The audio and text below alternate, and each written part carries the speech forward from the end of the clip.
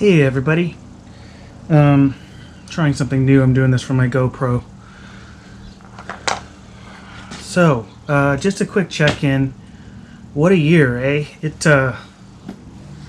This year has been unbelievable for everybody I know, and there's probably more to come, especially if you're in the United States.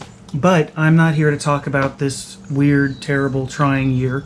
I feel like we're all just done talking about this year and we're ready for it to go away. But I did have something else to talk about, a transition update, which there aren't very many of those coming down the line lately. So I'm almost 9 years on testosterone. It'll be 9 years next month. And at the beginning of this year, I wanted to try something new with my T shots. I've been doing the intramuscular injections since I started. And it's really just become a huge pain in the ass for me, literally. Except I do them in my thighs. It just, my skin has become really thick and tough where I do the injections. It seems like I've built up a lot of scar tissue on the spots where I do my injections, and so it's really hard to get the needles in. So at the beginning of the year, I talked to my doctor and was asking about different methods of getting my testosterone, and the one we ended up trying was Sublingual Tea, and that's different than oral. Sublingual is where you put it under your tongue and you let it dissolve. I had a really terrible experience with the Sublingual Tea. I had to be on a really, really high dose of it because my body just wasn't able to use it, and in the end it didn't matter how much I increased my dosage. My body was not using it. It just ceased to use the testosterone. And so what happened is, over a matter of months, as we kept increasing the dosage and nothing kept happening, might start raining here in a minute, is my testosterone levels kept plummeting and plummeting and plummeting, and I felt terrible. I had no energy. I was epically depressed. Even getting out of bed was a huge problem for me. And this during a time where I have more on my plate than I ever have had before. Additionally, I got chunky really quick. I gained 15 pounds it seemed like overnight. And it wasn't water, it was fat. It was fat and gross spots. Like spots where it was not what I wanted. So anyway, that didn't work for me, so I went back on intramuscular injections, and I did start feeling better, but it took a couple of months to feel better. And the funny thing is, and this is the funny part, is once it had been a few months back on my regular testosterone, I went in and had my levels checked, and my testosterone was still low.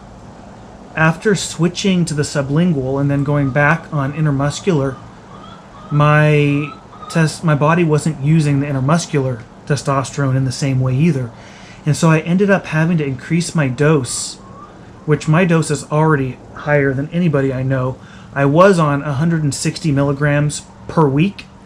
Now I'm on 180 milligrams per week just to maintain my testosterone levels. And admittedly, I am at the higher end of the range of acceptable, but that's where I feel good. And, my cholesterol and blood pressure are all fine. But it was just really funny that after I switched to the other type of testosterone, something switched in my body, and now I have to take more intramuscular. So, I have to say, I've never liked having to be on such a massive dose.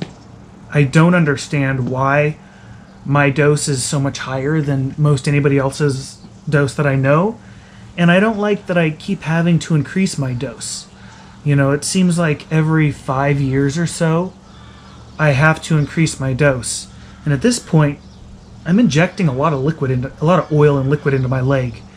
My fear is that I'm going to have to start doing half of my dose in one side and half of my dose in the other. So I don't know. Hopefully that doesn't happen. But I just wanted to share because that was something new that happened when it comes to my transition, and there isn't much new happening lately. So I don't know if anybody has experience with this sort of thing or has anything similar going on, but it's definitely weird. On the bright side, within a week or two of raising my dose up to 180, the fat is just melting off of me, and I've got so much more energy, and I actually am starting to feel a little more normal again. It really lets you know how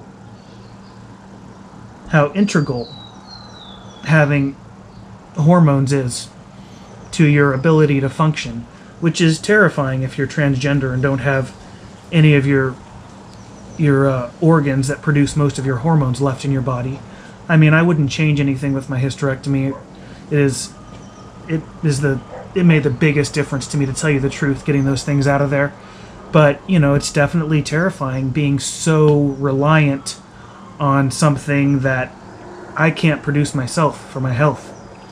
So I'll leave you with that. Past that, gosh, everyone, I hope you make it through this year with some sort of peace and hopefulness and security.